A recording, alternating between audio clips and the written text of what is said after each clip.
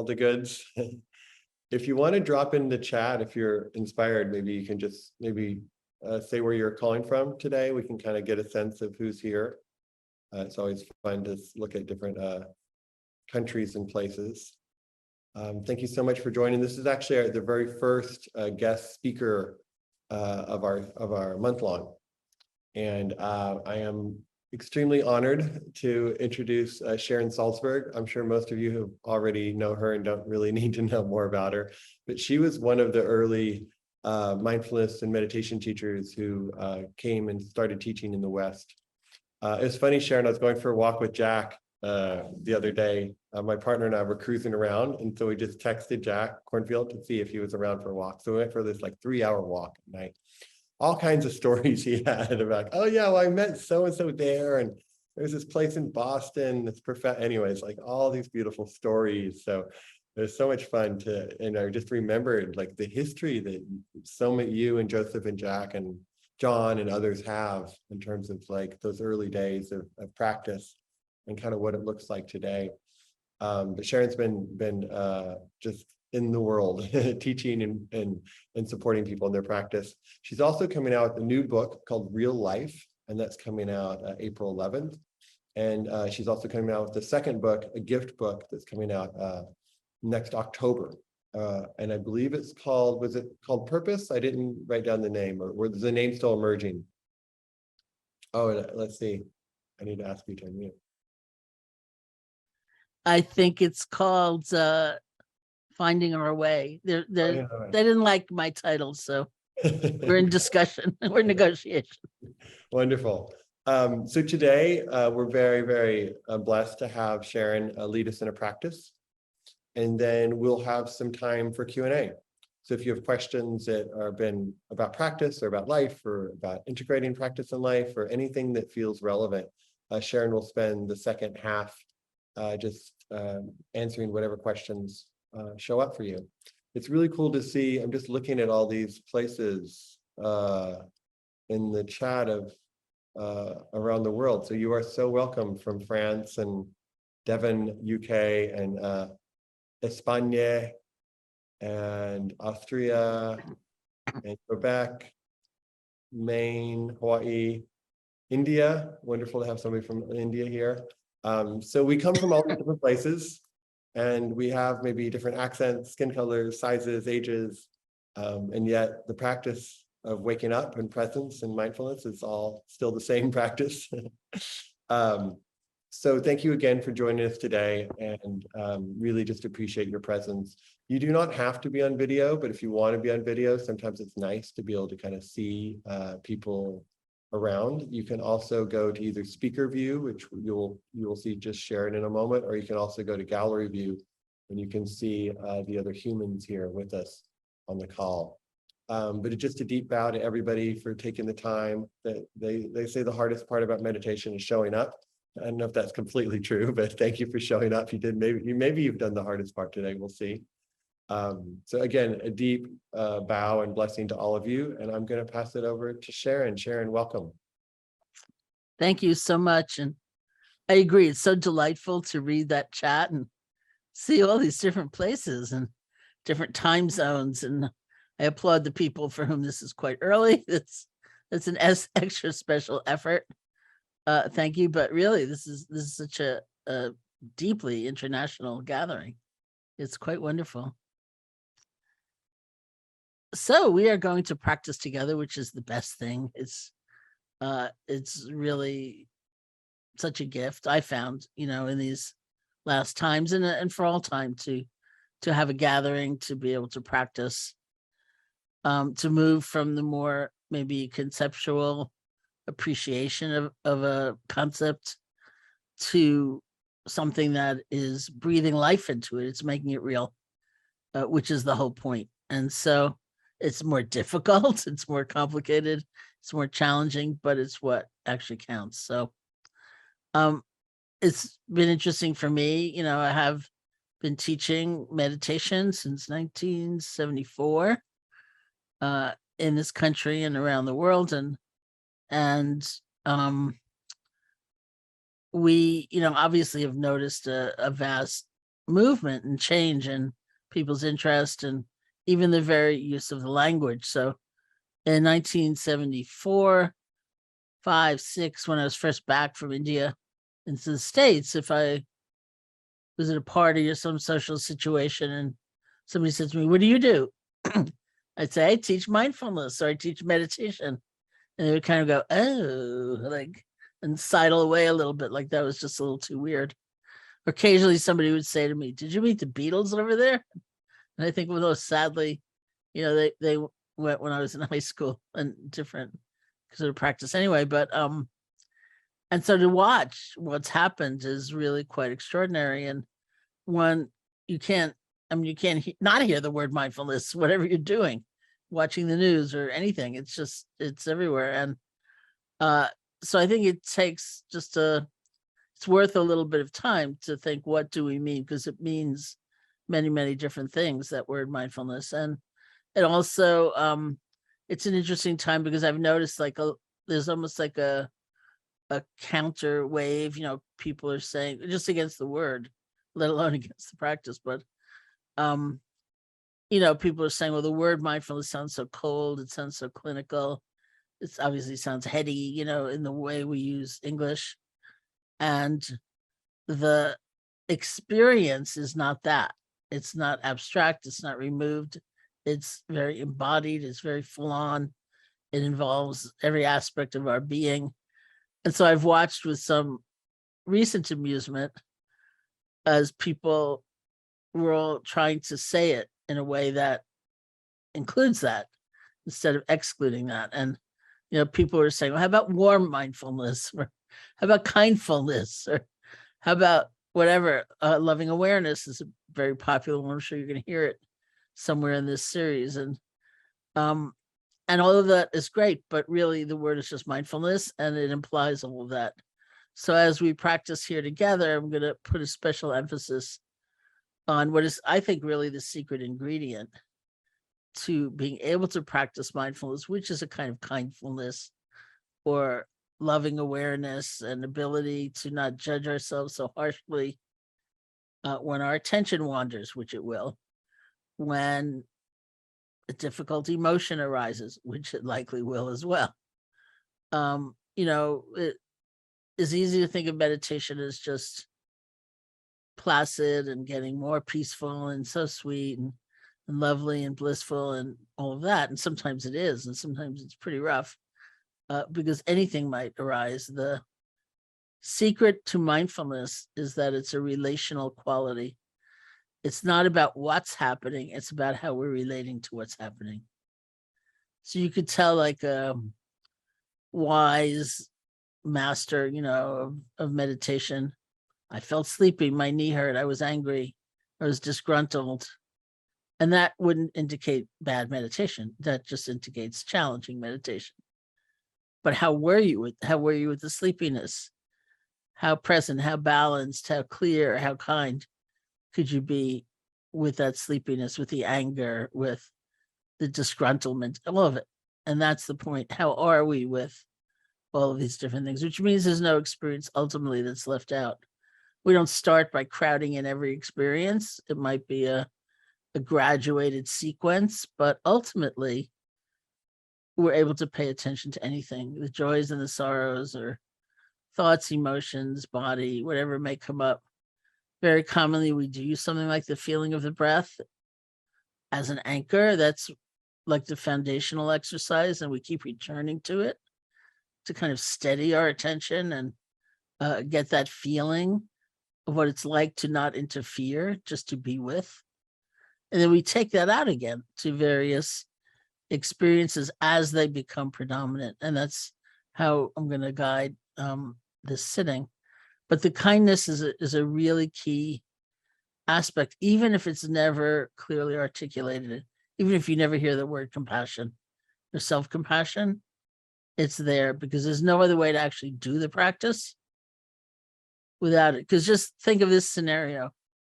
Those of you who are experienced meditators or were here last session that Soren led, that you may sit down with the intention to have your attention on the feeling of the breath.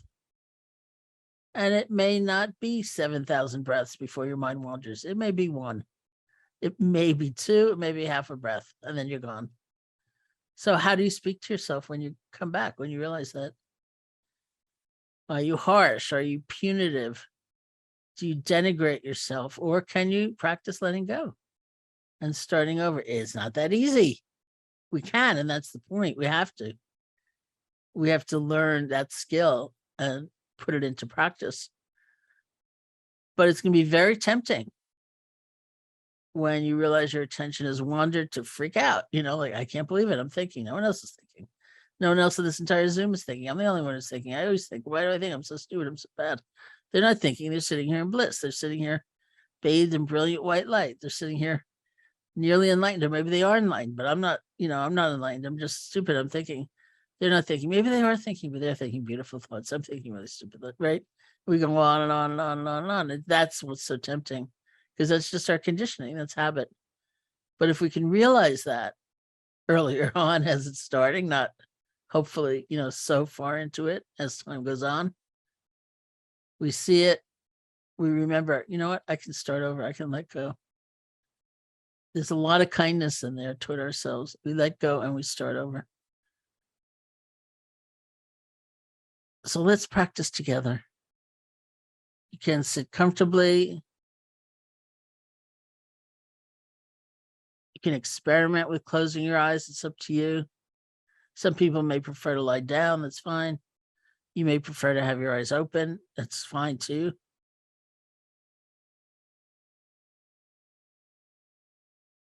And we can start just by listening to sound. I'm in Massachusetts right now. It's raining. I don't know if I'm bringing you the sound of the rain or not, or if it's not getting through. Then the sound of my voice or other sounds. It's a way of relaxing deep inside, allowing our experience to come and go. Of course, we like certain sounds and we don't like others. But we don't have to chase after them, to hold on or push away. Just let them come, let them go.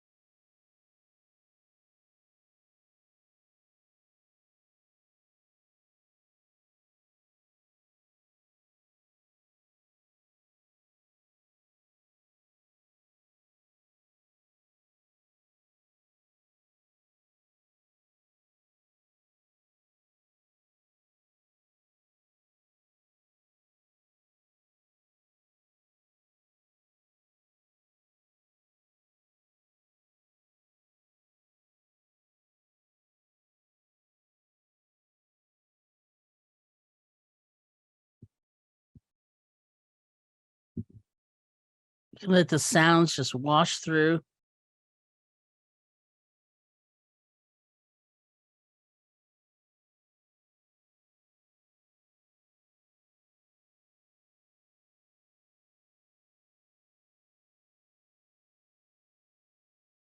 Bring your attention to the feeling of your body sitting, whatever sensations you discover. See if you can feel the earth supporting you.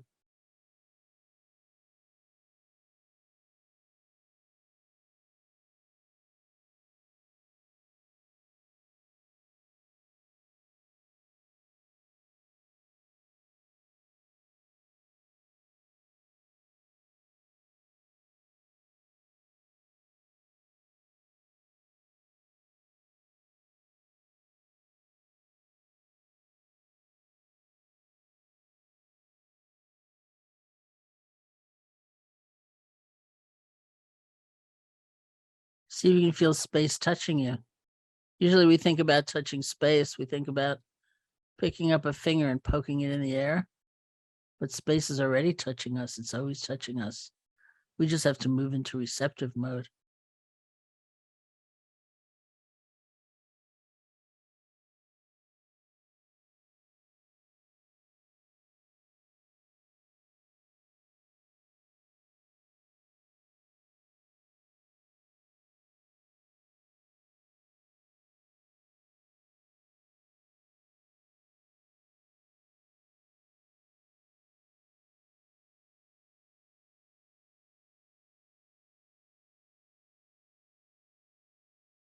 Bring your attention to your hands and see if you can move from the more conceptual level, let go fingers, to the world of direct sensation, picking up warmth, coolness, pressure, tingling, whatever it might be. You don't have to name these things, but feel them.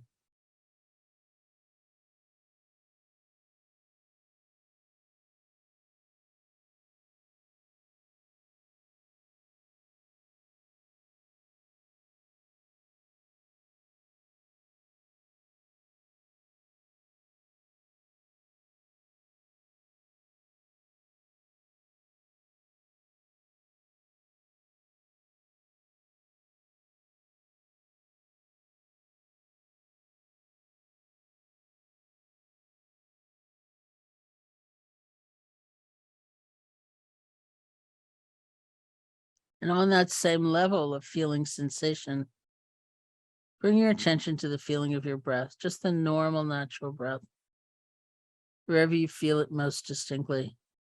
That might be the nostrils, it might be the chest, it might be the abdomen, wherever it's strongest for you. You can find that place, bring your attention there, and just rest.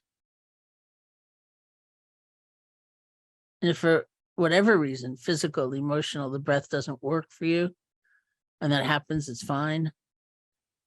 Simply another sensation in your body that you can pick up pretty easily. Your hands touching, something like that. Well, guide this as though it were the breath. It's just one breath. You don't have to be concerned about what's already gone by. You don't have to lean forward for even the very next breath, just this one.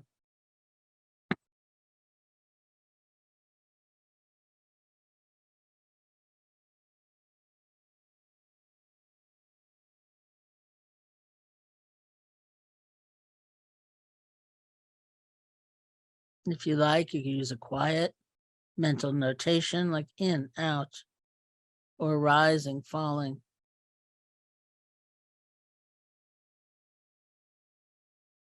But very quiet. So your attention is really going to feeling the breath, one breath at a time. If you're with the breath at the nostrils, it may be tingling, vibration, warmth, coolness. If at the chest or the abdomen, it may be movement, pressure, stretching, release. You don't have to name all these sensations, but feel them. This is where we rest.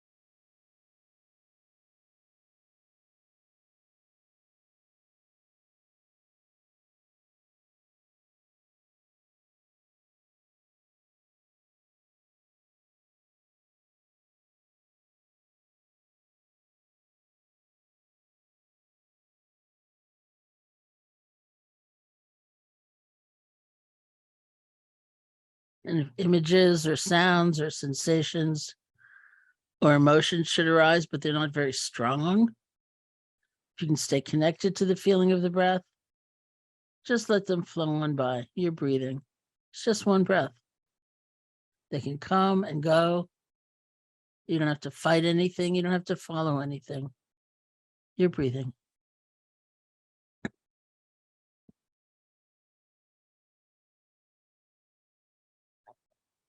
But if something arises and it is quite strong, it pulls you. It captures your attention. Recognize it. This is what's happening right now.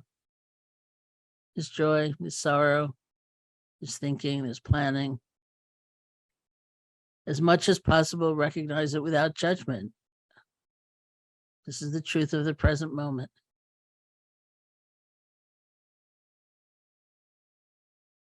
And see if you can let go. Bring your attention back to the feeling of the breath.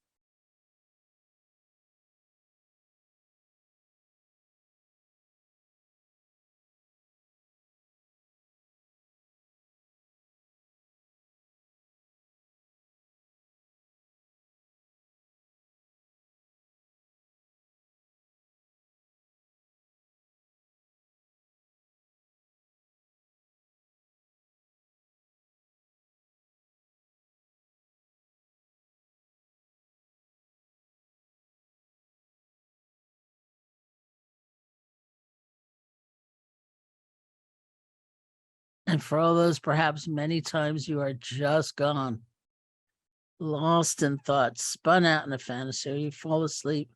Truly don't worry about it. If there ever was a place for loving awareness, it's then.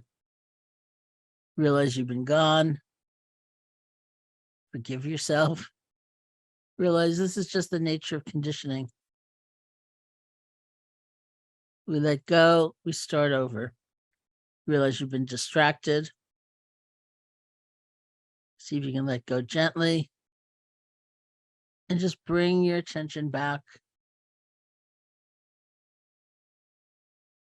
to the feeling of the breath. It's not a sign of failure. It's not a sign that anything's gone wrong. That is the actual practice.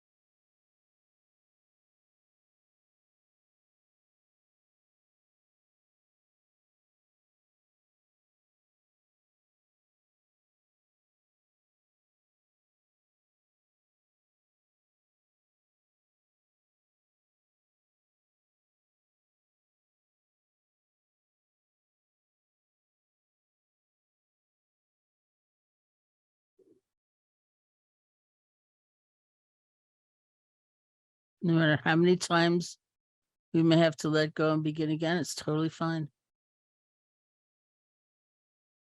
That's why we call the meditation practice a kind of resilience training.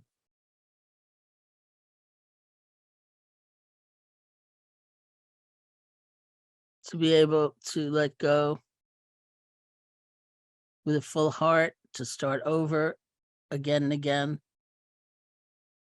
is probably the greatest life skill we can bring from our meditation practice into our everyday.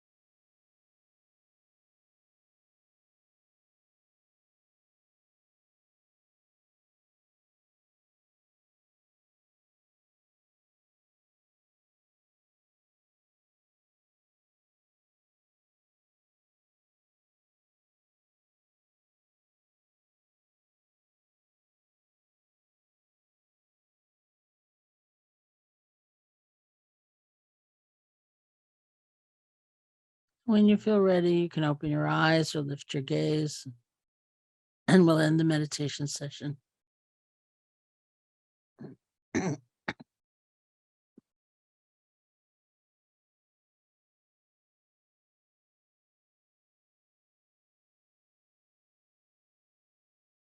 So thank We're you. gonna, thank you, Sharon. I'm gonna actually start with a question, Sharon, if that's okay.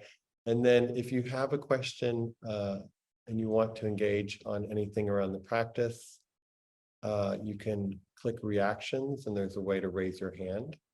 And just a little encouragement that as we engage in the talking, just again, see if we can use it as part of our meditation practice. So being as present as we can, just as people speak or as answers emerge. So if you do have a question, please go to reactions and raise your hand. Sharon, as I was thinking about our session this morning and also thinking about just the years of study you've done and teaching you've done, I wondered, have there been one or a few particular teachings that have really, really kind of stayed with you and really kind of guide you in your life? And whether it was from your own practice or from some study you've done with somebody else, that are kind of at the heart of your life and work and direction. So just curious if there are one or two things that have really just kind of been like, wow, that if I was to learn, know, and follow anything, this is really what my heart speaks. It really sings to my heart. Yeah, I mean, it's thank you. That's represented itself in various forms at various times because it's been a lot of years, but it comes down to, I think, a lot of what I was saying in the beginning. And, you and I, Sarah and I had a discussion before we started, should I guide a mindfulness sitting or a loving kindness sitting, and which is its own technique if you're emphasizing the dedication to cultivating loving kindness. And I sort of did a combo, but I didn't do the loving kindness practice. But that element has been clearly important for me. And it's funny because I can look back at different teachers at different years saying something to me that made me like, oh, right. have one of those moments, but it was all the same thing, like in 1970 something, Manindra said to me, why are you so upset about that thought that's come up in your mind? Did you invite it? Did you say at 3:15, I'd like to be filled with self-hatred, please? No. But when conditions come together for something to arise, it will arise. That doesn't mean we're passive or need to feel victimized. The whole question is, how am I relating to this? Am I taking it to heart? Am I acting out of it? Am I defining myself because of it? This emotion, this passing thought, whatever it is, or am I letting it go? And that's up to us, that's very empowering. And so like year after year, somebody would say something to me and I realized, oh, I'm like still so critical. I'm still so judgmental. I'm still feeling like I'm not doing it right or whatever it is that we all get into. And they're saying, no, that's not the point. That's not the point. It's not the point. So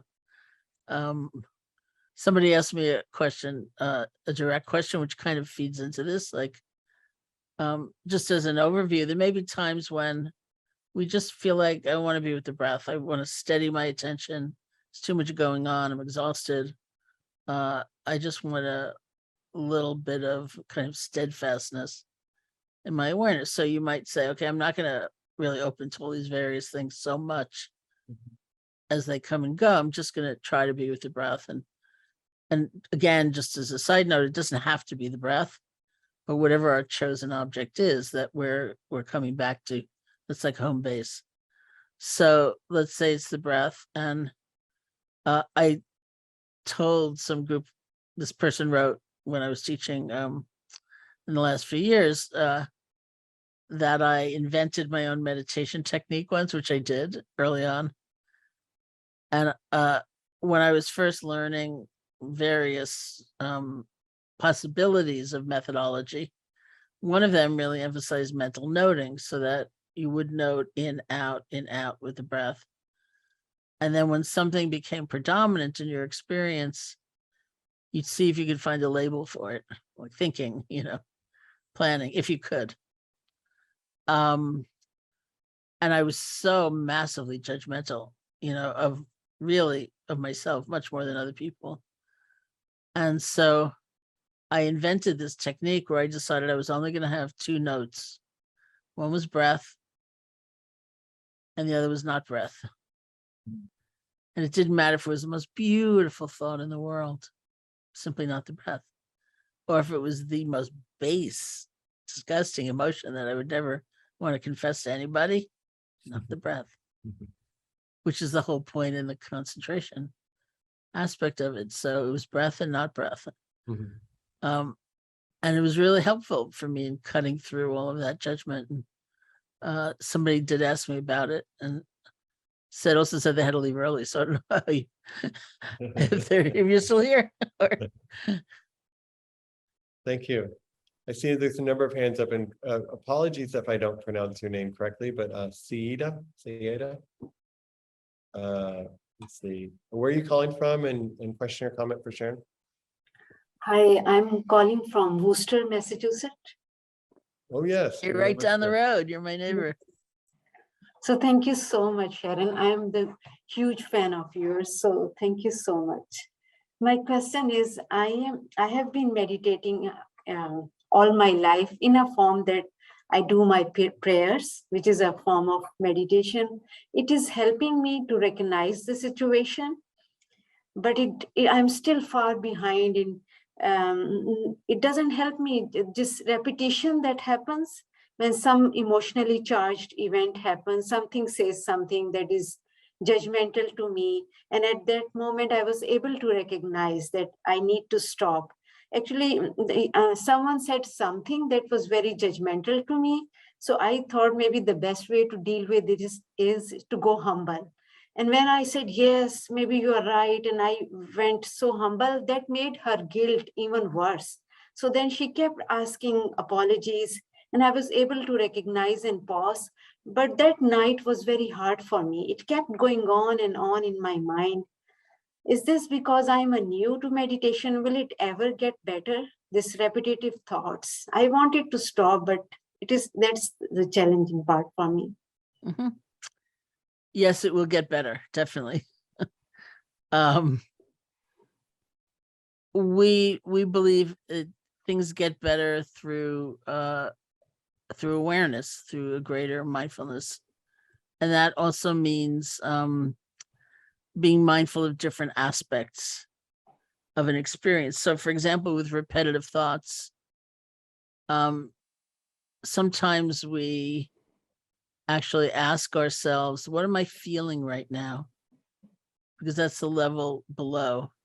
And often there's an emotion that is driving those thoughts: anxiety, desire, longing, loneliness, something. Because if they're coming, if they're that repetitive, there's something underneath. So I've done that in my own experience. And I've said to myself, what am I feeling right now? And that's it's a deeper level, and it's a more useful level to be practicing awareness, because that's where the thoughts are coming from. And then, like, I'll give you an example. It may have nothing to do with your particular situation, but it came up in my mind, so I'll use it. So I have a friend who describes herself as the kind of person who can rarely say no. She's always saying yes, and kind of in a way doing other people's work or being taken advantage of at work, and burdened by that. So in her meditation practice, one day she decided to practice. She'd bring up one of those scenarios where she was asked an inappropriate question, but she felt she couldn't say no, to learn what was happening in her body as she was about to respond and say yes mistakenly. And she saw, because what happens in the body sometimes is much quicker than what happens in thought. Like, oh, I better be careful here. This is my vulnerable area. It was like, so what happened in her body was like this wave of sensation in her stomach, which was kind of like a panic, like maybe they won't like me anymore if I say no, or, and she studied that feeling so that became her feedback system in life. When she was back at work and she was asked that very kind of question, and she'd feel that very thing, that was her signal to say, I'll have to get back to you later. She couldn't quite bring herself to say no, but it got her some space. And once she had the space, she could turn around and say, well, I'm sorry, I can't do that. So they're just ways of learning what's happening in our body that inform us in life, where it's more complicated, it's busier, it's louder, still we can be aware. We learn what's happening emotionally for us that is kind of creating certain patterns. And that becomes the way that we have choice, which is the whole point, that we're empowered. And I think it's great what you did, by the way, because it's this kind of a sneaky Aikido move. Like, I think I'll just be, it's like an experiment. Like, what happens when I really apologize? But that doesn't mean you want to do that only, and it may be that being aware of things like the breath, the body, emotions will really help a lot. Thank you so much. No particular order here. I'm seeing Ninzia next. Yeah, thank you. Thank you so much, Sharon, for this meditation. Thank you, Soren, and the beautiful Sangha. I have a specific question from today's practice, because I noticed that not when we were focusing on the breath, but for example, we were focusing on the hands, I was labeling the sensations. I could not avoid that, although I really appreciate your loving kindness teaching, but I noticed that it was difficult for me, as I said, when it was not breath relating, and not to label the feelings or the sensations or the emotions. Mm-hmm. I wanted to ask you to comment on that. Probably the breath and non-breath might help you there, but I leave this with you. I don't know that it's actually a problem to label the sensations. It's just sometimes it can be too much, and you don't have to label them. I think that's the point. We don't have to feel compelled to label them, because we're always striking a balance between, and it's one of the things about I think across the board, any technique of meditation, we're deepening calm and peace and relaxation. And we're also strengthening energy and clarity and interest in investigation.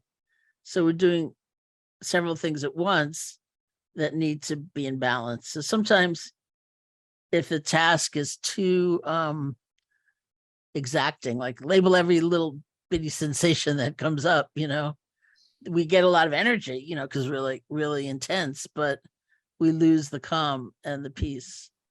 So we don't want to go that far. So that's why they, when various instructions are suggested, it's really in that light. That for a lot of people, it's way too much. It's like if you were not trying to note all day long and you were reaching for the cup of tea and you go reaching and just feeling all the sensations till you touch it.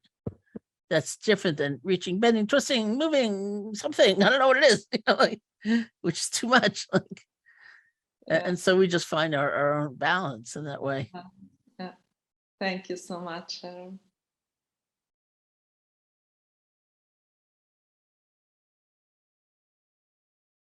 Someone, I think I'm pronouncing your name right? Sorry if let's say, do you see the option to unmute? Yes. Hi. Yes. Good Where are morning, you everyone. calling from and what is the question? I'm calling from Los Angeles. So from bottom of my heart, Soren, I really want to have so much gratitude for what you do, your love, your caring for community, and for the global warming, etc. It's so appreciated, and this is such a needed things that we are doing. So I appreciate it from bottom of my heart. Thank you so much. And I also want to share something. Sharon, I felt through this meditation a lot, actually, the bottom line, I noticed the pattern of my thinking, and actually it made me to be more, this other, I didn't judge it, but I felt like how much I need this sympathy. Like I put one hand on my heart and then I start putting my other hand. It felt like that I'm the one who needs to care about myself before anything else. And those were the moments for a couple of seconds, it didn't last for a long time, that I felt like I was present. And it felt really, really good. So I really appreciate that. That was being forgiving. Keep breathing and forgive yourself. This thought comes in, let it go and be more forgiving toward yourself. So thank you again. I appreciate it, Sharon. Thanks. Thank you so much for describing that. It's really true. Kathleen. Hi, thank you very much. My question is, I know you have been meditating for a very, very long time, so you may not be able to answer this yourself, but with all of your students, is keeping the regular practice. I find that it sort of ebbs and flows with me in terms of my discipline. And I wondered if you had any suggestions to kind of continue to make it a priority each day, or any suggestions about length of time when I feel like 30 minutes is too much, something like that. So thank you. I mean, I think it's an issue, for everybody. And it's ironic because, now that there's so many neuroscientists and scientists looking at meditation, and everyone is trying to figure out the dose, which is what you would have to do in that world. And, I've had friends who are very, very good scientists say to me, what they found is, one said to me, 9 minutes of mindfulness practice a day and just 7 minutes of loving kindness practice a day will really change your life. And what I've said in response is, I don't know how healthy it is to go for the bare minimum, but of course, being so associated with loving kindness practice, I was very gratified by that. We shaved off 2 minutes. My friend Amishi Jha, who is a neuroscientist. She has a lab at University of Miami. We were on a Zoom together actually during this last year for Oxford University, and I quoted this other scientist, and I could see from her face she didn't like it. So I said, "Okay, Mishi, what do you find?" And she said, "Well, my lab," and she has a book that just came out which describes this. She said, "My lab found 13 minutes a day, 3 to 5 times a week will give you kind of results, and you're more patient in life, you're more accepting, etc. You can begin again more easily." So I said to her, which is also true, that self-knowledge feeds into this. Like, I know for me, if I were to try to undertake something 3 to 5 times a week, it wouldn't work. Or it would be harder because it'd be Monday and I think I'll start on Wednesday. And then it'd be Wednesday and I'll think I'll do it 3 times on Saturday, but every day is every day. So for me, every day is actually easier. And the irony is that no one is saying you have to do this 17 hours a day to get any results, and it's still hard. I think that's the truth of things. It is quite difficult to have a regular practice, whether regular means 3 to 5 times a week or every day. Whatever you find is actually making a difference, because that's the point. It's not some abstract authority we're trying to satisfy. It's really what's making a difference and giving me enough support so that I can make different choices, perhaps in an argument or, whatever.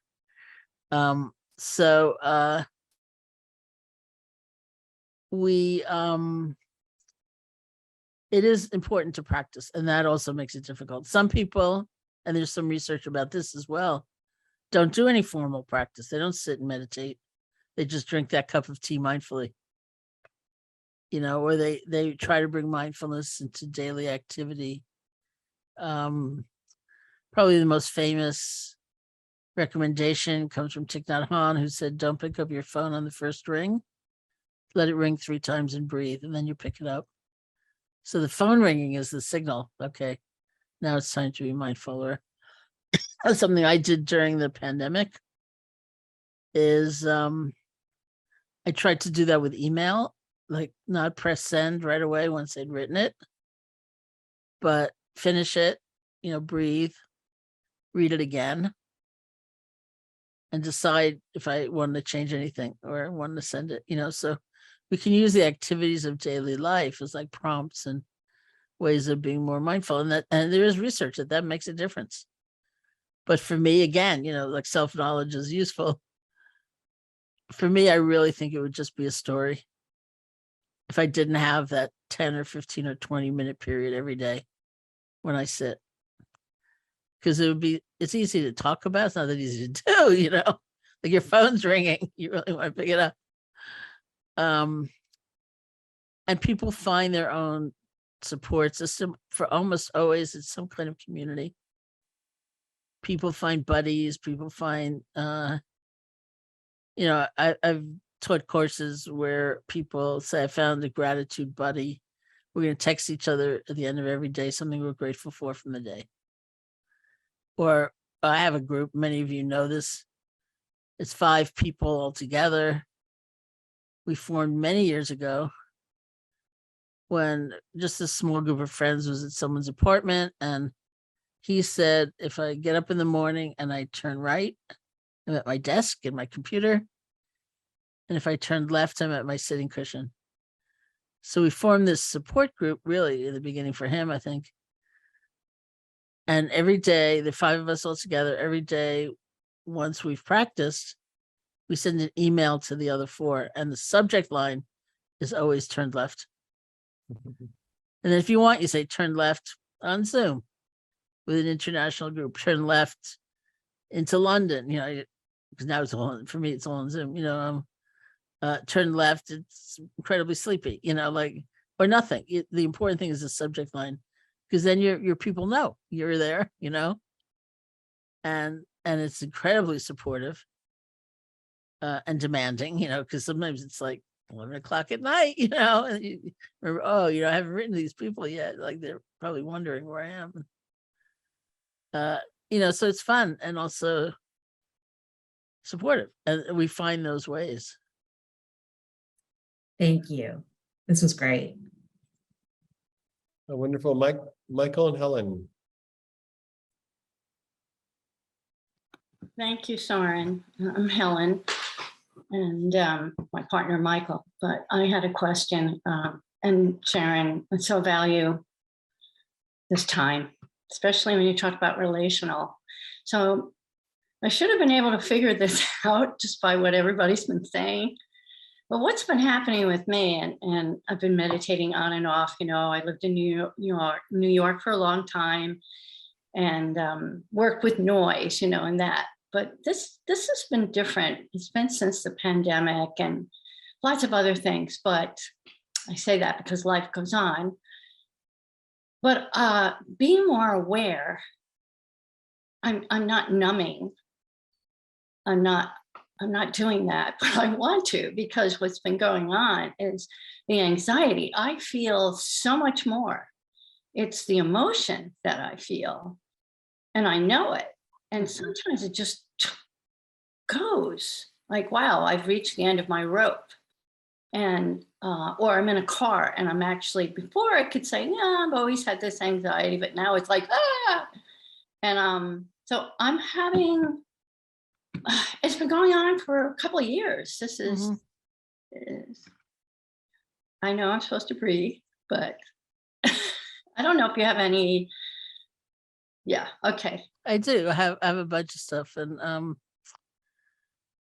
it's not a surprise. I mean, these have been quite some years, really. It's not a surprise. And if you're sensitive at all, it's that much more impactful, clearly. So, and of course, it's not just you.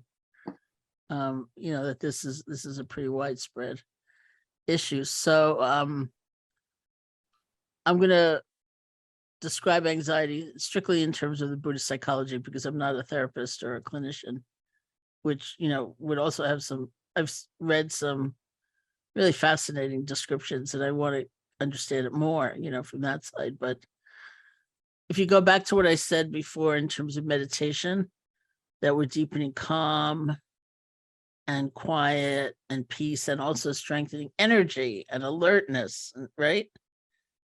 When that is out of balance, when there's too much energy for the amount of calm in one system, that's when we get anxious from that point of view. So it's an energy imbalance, rather than thinking of it as something stigmatizing or, weak or bad. It's not that, it's an imbalance. So the question is, what do you do with all that energy? You might choose to work with deepening calm, kind of self-soothing and being able to kind of manage the energy. And so that's where, all these and it's a very nervous system thing. It's not a cognitive thing, So that's where those breathing techniques come in, and there are many to explore. I don't know them all by any means. So, the ones I know are very simple. They seem to come down to if your out breath is longer than your in breath, then the parasympathetic nervous system will start taking over from the sympathetic nervous system. And that's where that kind of soothing or ease or lowering of anxiety might come from. So that's a practice. And I know people who've taught, I have a friend who's been teaching that, say, to nurses in Miami, who very hard hit during the pandemic and extremely burnt out. And, and finding it effective. They do it just before they go on the floor, things like that. So part of it is that, is the nervous system. Part of it is, oddly enough, they say if a really big energy is trying to move through a very tiny, cramped little space, it's going to be very jangly. So what we've got to do is create a big space so that the energy can move. So that is very personal too. Maybe it means going outside, looking at the sky, something big. Like if you're sitting in meditation, listen to sound, it'll bring you out more and you'll have a bigger space. If you're doing loving kindness, do loving kindness for all beings everywhere, in the immensity of life. Figure out what helps you have more of a sense of space, because the energy is not bad. It's just energy, but it's too much. And then the third thing I would say is channeling the energy. in a formal meditation that might mean into loving kindness. It's, which is more verbal. We're repeating, silently repeating phrases. May you be happy. May you be peaceful. It's giving the energy somewhere to go. In life, it might mean helping someone else. Like I tell a story in one of the books that I wrote during the pandemic about just before everything closed down, like just before I was. Oops.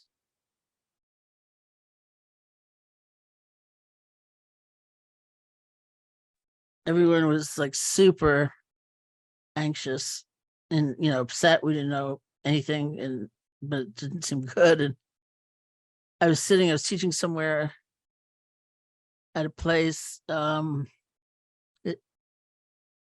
where the teacher sits in the audience until they're formally introduced. Then they go up on the stage and they start. So I was sitting next to this woman who was like beside herself with anxiety.